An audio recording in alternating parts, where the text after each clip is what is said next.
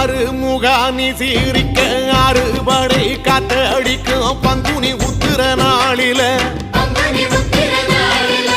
பள்ளி ரதம் துள்ளி வரும் தெக்கால பழனி மலையில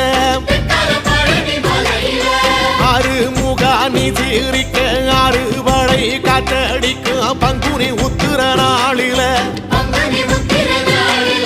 பள்ளி ரதம் துள்ளி வரும் தெக்கால பழனி மலையில